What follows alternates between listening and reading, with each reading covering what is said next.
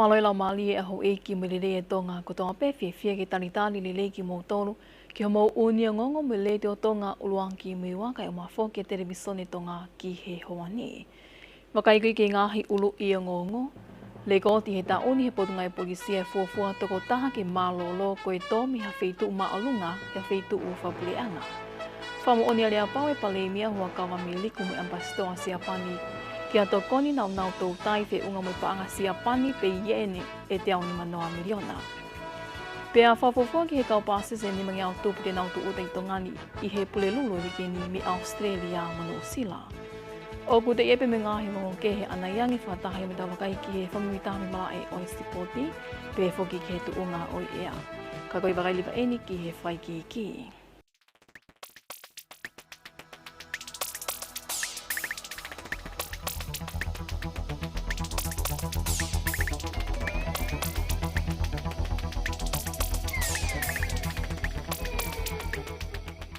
Ko le ko ti eni potunga e polisia fuafua toko taha ko malolo ko e tomi ha feitu ma olunga i ha feitu u fapuleanga. Ko heri eni malolo mata pule he a flight te ko si ko e tōro tonga ai ngawe langa. I hono whai eke he ngonga le teo me televisione tonga e toko ni komisiona polisi te vita vai lea i he pongpongi e ahoni ko e mata pule ko e nia ku ta awano milo mai viti. Me kau tō tahani ka ngawe langa. Ana pahako ngā awe i wapu punchalo te, tahanga i ofisi o pureanga ai. Ea mahinu ko te kia na e tata i e maorunga ku laka ake i wha, o pahako e ngā awe te a hoko ai e whakatamaki o tō ai te kia. La pisai ake ngā awe ati pa mo e whakapita, ea maa no whakakato ai whakatologi e ata kai ka kato o mea gana ya pōtu kupau, tēnā ia ne pelawe i ka mohahia, te ko hao whatu tāmaki.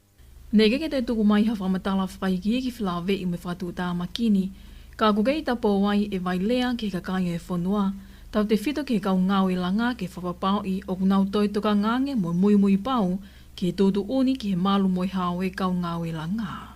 O maui ngā maupe e tokanga, ea moi pau ki ngā i tōtu uni malu, tūtu uni ki he malu e kau ngāwe i he ata kai ngāwe, tau te whito ki ngāwe langa, ea tau te whito ki ngāwe o kui he ngā whitu mārunga ange, ange ko e kaka i ngā step, pepe ke ono ngā ki ngā i tūunga, ngā mea ngāwe i ngā whitu mārunga ange, ko e tā mai e ngā i whakatamak koe ni, ea koe e tapou, matukanga e putu ngāwe, e kai whanua, i tau te tokanga ange, e mui pau ki ngā i tūtūni ke maru, i ngā whitu ngāwe anga.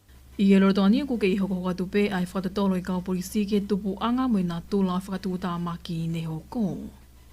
Kua tuku pā he puli anga siapani ki tō ngane ngāhi nau me angau e tō koni ke sektoa i tō tai, o ke pa anga siapani ien en te au ni manoa miliona hona maho i ngā whapaanga.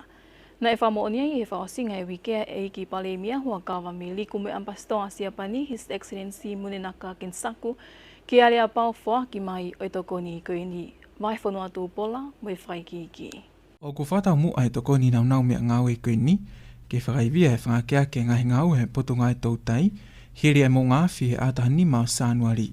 O mahino ne wesi alahi e sektoa e tautai, o mahino ne whaka au hai e ngahi waka tautai, koe ngahi misini toko ni kano tauhi mo whakaile ngahi mea mo ui, pe ke ngahi nau kehe pe o whaka au ngai ke sektoa ni.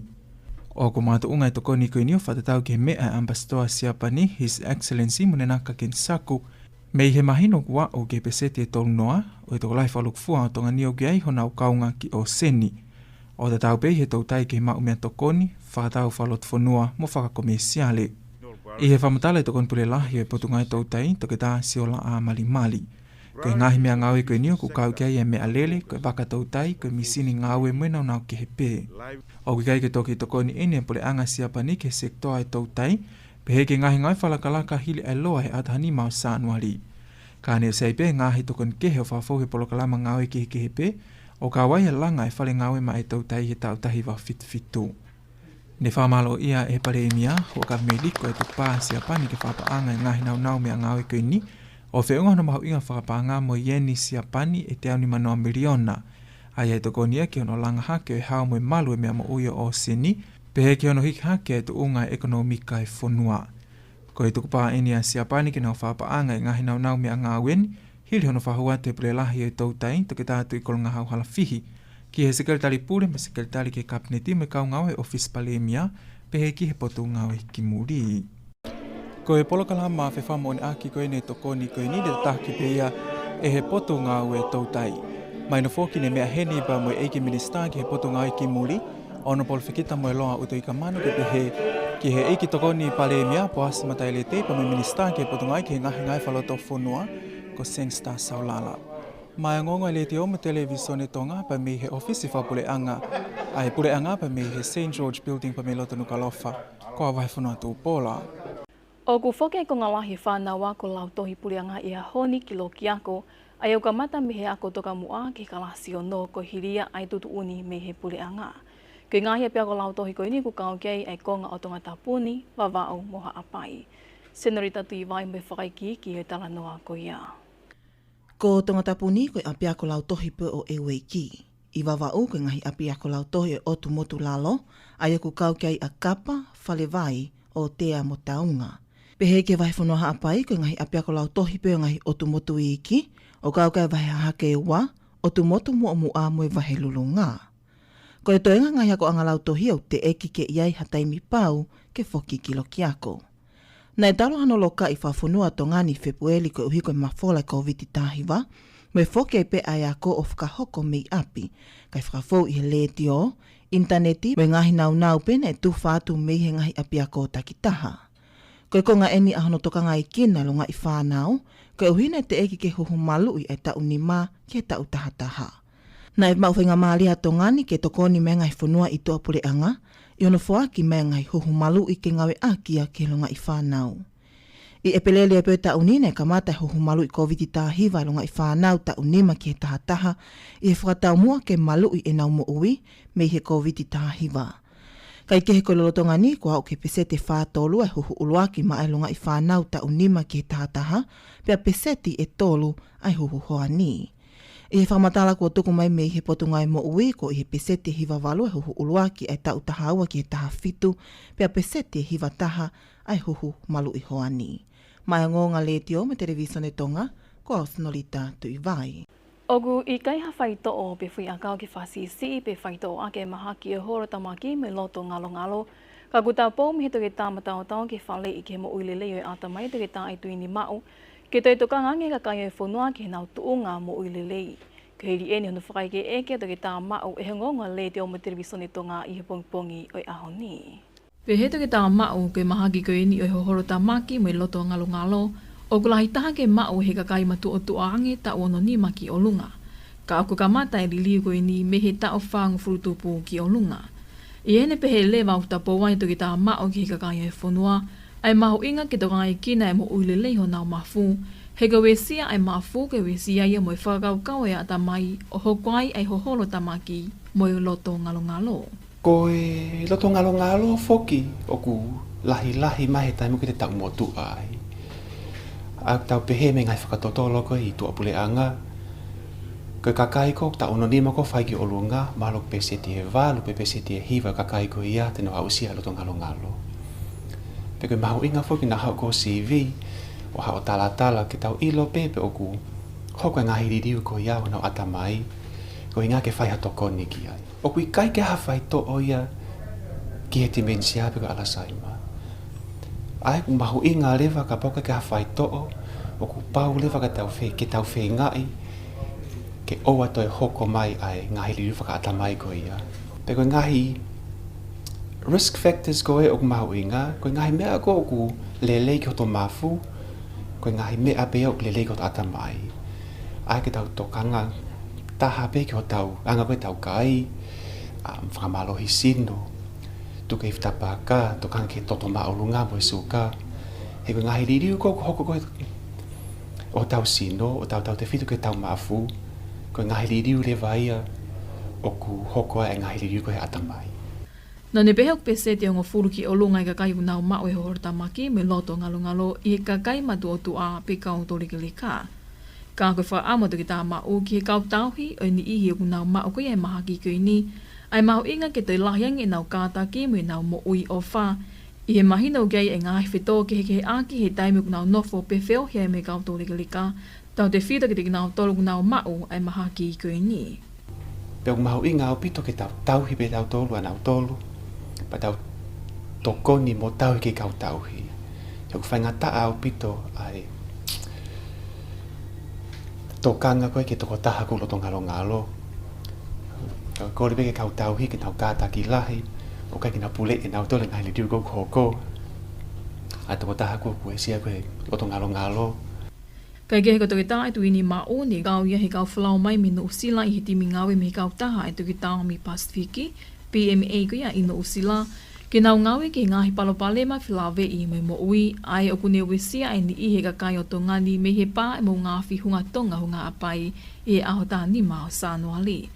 Ka kua whainga mali e pe ke to koni ke ni i o nau mo ua he loto ngalo mo hoholo tamaki. Koe ne toko ni koe niu ataya ki ha taha pia kune maa ue whailonga e maha kini, ai au leleia he ahoni, pule lulu mui whalaite o ta e totongi pe ai kliniki. O wia e toka ngā make he potunga e tautai ke kei maa olunga pe i tonga ni e whawhalala i ka kai e whunua ki he tautai o whakahoko me ngā hika whanatula i ta hika i kai ke ngawe ake whaunga ki hono whakaili pe whamai, ke hui e au ki he tuunga e holoi e lahi o mea mo ui, me o seni tupu mi he lahi a hono tautai i Alice Tupo mo i whakaiki ki e talanoa koia. O ku ngā unuai e potunga e tautai ke whakaili mo whama e ngahi mea mo ui o seni i ngahi tuku i kolo ke tautai i kau tautai me kakai e whanua kai whasisi e hano tautai i mea mo ui whanatula me tahi kai malawa ke tolonga. I he tō whamamanahi me he kau taha whatataha whawapule anga ke mea toko ni piko FAO whikau aki mo o lako ngai tautai e sektoa tautai me he tautahi vewa noa o au mai ke tau anō tawalu o gai e whahinga tautai e ua ai e koe tautai o whahoko ke ngai ika o kutupu whanatula pe ke tautai me he whamaika pe ka hono whaili koe mea mo ui i o seni. Nei pehe pule koe ta whaake una whahoko e whatotolo mo i palani ki hono whakalakalaka o ngahi ngā ue ki hono whama i koe mea mo ui o seni ko Martini Finau lo donga e polkalama televisione potukangai tautai, koe ola o e tautai whanatola i he tuu whamamanahi. Nei tupu ake pese te taha wha ai tautai walu, koe tautai i o ikas nepa pehe ki he whangota ai kakai o whanua me ngahi mata whanga. Koe tautai whamamanahi me he ngahi mea mo ui o seni o whakairi pe whama i o ko tupu ake e pese te ni mange awa whitu, pea koe lahi lewa koea o i mea mea takoni me he ika i he wā i taimi koe ni o tupu ake pese te aua ua. Ka koe whamala ala e nepule nahi koe potunga o tautai toki tātu i kolonga hau hala whihi, whikau aki mo te unga o kia e tautai i tonga ni mo palapalema e iku ki ai i lahi koe ahono tautai i o mea mo ui o seni whanatula, ka e ikai ki ngawe ake whaunga koe ki hono whakairi mo whama i. O tupu anu e whakaukau koe ni me he mahino peku au te holo ange, tupure kina koe ngahi mea mo ui o seni, tautau te whito peke he ngahi matawhanga me ngahi hakau, o tupen me te tup toko lahi ange e whonua, lahi ange hono tautai whakome seare, pe lahi mo wheliuri waki koia ea lahi ange pa mo uri koe tahi, ai u lahi aputo pito ngahi pore, o tupu ngai holo koe ngai, tau si ilo kotoa pe. Te koe whakaukau koe ni, koe whakaukau pena i he whonua, he ka pauna kai ke unu e tau vahe koe tau kere kere e whonua, o tau unu whama, ta kahango e no ki konga kere kere, te tau mate tau tolu. Ka koe whakaukau te tau pe. Ai ko mele hoko ke he potunga o he tai mini ke alu ke whama i ngahi mea mo i koe i tahi. Ko hi ke lava ke toi tolonga ki ka ale tai mi mo tupu toko lahi anga e kakai whanua, lahi anga e kakai unau whangota, ta ku tupu tuai rewa e. Ai anga koe au e whakatupu mai kona tu rau wawe anga e toko lahi e kakai, pa wawe anga hono to ope, kāna ke toi mono toi taukai ko me seare, wawe koe pa hunga e mau ngā unu, koe e potunga o kono whama i koe ngahi mea mo i koe o seni. Ko hibe ke lava ke te whatoronga ko sio ke kau. Nanu te whamatala ki ngahi ngā ue e potu ngā ue ki ono whamai o mea ma ui o seni i ngahi tōku i kolo. Uma o skamata mato ko lele u whamai ko ni kau e hange ko u whamai ko ia tofe pa ku lele mo potu ngā ue tai mino no whamai o moko hunu. Mo lele tu lewa mo whangi whamai ahi tai min he kana he pe ki he uroura awai ma ngai mea ko ia. Ai ke mau teke rewa umea kātau ni ke whengai ke whamai. To hike lava ke tukuatu ke ngahi community. He taimi tau alfa taha me porokalama e potunga wetu tai porokalama koe he sone te koe Special Management Area whapaparang te koe SMA.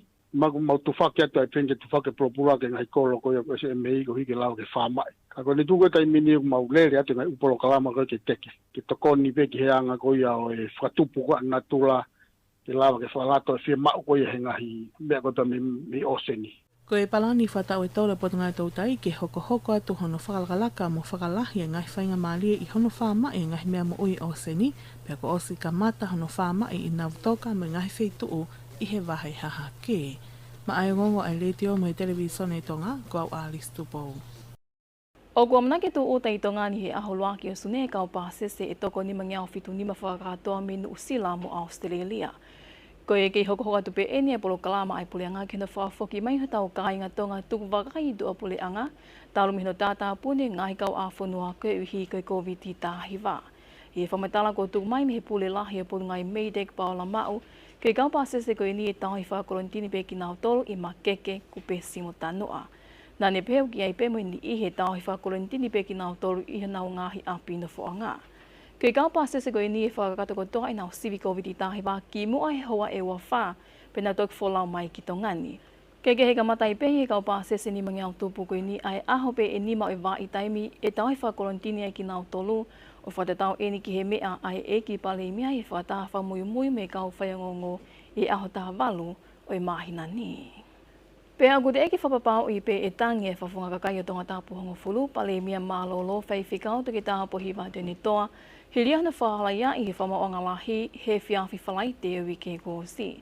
I ona whaike eki he ngonga le deo me televisione tonga e ne whafunga lau Clive Edwards, ko o si whahakoangi tuki tā tēne toa e ne whiema o ke tangi ke whamaonga tangi, e ne tae whiema lia ke tutu uni e whamaonga lahi he ui ke kōsi. Neongai whiema o tuki tā tēne toa ke tangi ke whamaonga tangi, ka nai behe Edwards ko pao ki talia ki tutu uni tohi e whamaonga lahi, ke wakai I whalelei mi iai hangai mātu unga lelei ke whai iai ai tangi. Ko toi tāte ne toane tuku aki ia e no kau ngā kandideiti mi tonga tapu hongo fulu ka pelie li lanu mata, ki e ngahi tuku aki I e tolu o te tongi ki whaloto I, ka nai halaia pe ki tuku aki I e taha. Ko inga tuku aki I ewa ne toni hia pike e toki tāte ne toane whlawe ia, mona tuku aki ki hona whapale I he mali o toki tāte ne toa hena, ai matapule ko Ringo Halafihi, rotonga ia e tau olunga whiawhia e matapule I a kai mea kai papakiu ne whai I la paha, he a taona o ka topa ta o kōsi. Ko e tukua ki I hoko lewa ai ane tonhia ki ai ni whlawe ia mui ngawe hala ake te koe tātu ni toa hana mawhai koe pale mia I he taimi ko ia, ke ngahi mo wali tāia e ngahi hala o la paha I tonga tapu hongo fulu. Ko e tukua ki koe ni ne pehei I he tu I whamaulahi Michael Whitten, nei gai a whamooni me ngai whamatala whamooni ne ohaki e whamauanga ke ne whamooni I, nei whatau mua I kai mea kai papakiu I la paha ma atu ki tātu ni toa, pe koe whapale nei whai I hena koe whai ma atu ki tātu ni toa.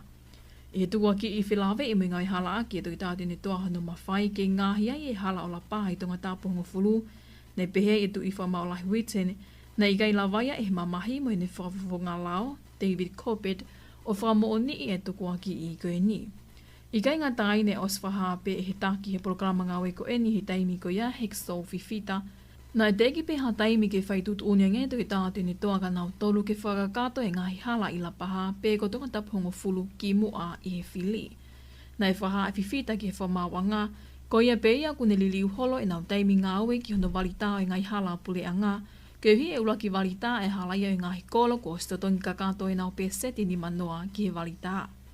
Rotonga ni he tukua ki I whilawe I muitange vai nei whahalaya iai e tu I whamaulahi Whitten na tuki tātu ni toa, hiria hano whamooni I na e whakia te tange vai e taha maamaka fotu I aho taha whitu Novema ta o kōsi. Pehe tu I whamaulahi Whitten ko os mahino e me ngai whamooni, na e ame tange vai me he apino whanga o tuki tātu ni toa I he aho pe e taha ki mua e whiri whalea lea he ta o kōsi. Ne tutu unia I pēr tu I whamaulahi ke halaia tuki tātu ni toa ke tukua ki I koe ni whilawe I muitange vai. Pea ke whatai au ngai e ne whiri whalea lea ne whai e aho tā walu Novema tā o kōsi. Na ne toi tutu uni whoki ke totongi tuki tātu ni toa ai konga o I whakamole e mamahi lanu mata I he hopo koe ni, ai a koe pē seti pē e taha tolu e totongi e tuki tātu ni toa. Kai ke heku mahino pē whoki ke hongoni ne Australi e whakamau e kole a tuki tātu ni toa, ke whakatatalia hili whaki no tau tea, Hilia hono whatai au ngā I whamaulahi kūpa I ne whiri whalea lea, Whilawe ia mo na tukua ki e ofisa kolo malolo o talasiu ki e totongi ke whalotoi. Ka i hono whakaike eke o Edwards ki mua e hongo ngoni, pe e te whainai e toki tātu ni toha ani kole ki whamau anga ke whakatatari hiri whaki hona tautea, ai ane pehe i Edwards o ka paupe e tangi ke whamau anga tangi. Oku i kaike ke totongi ai revi i ho o vete pe fe ave ak paanga mo i panke langa whakalakalaka o tō ngā. Ki mua pe tau mawai te toi wakainge pehen ke ngāhi ulu i o ngongo. Le goti he ta oni e potunga e polisi ai fofua toko taha ke malolo ko i tō miha whitu ma olunga i whitu u whapule anga.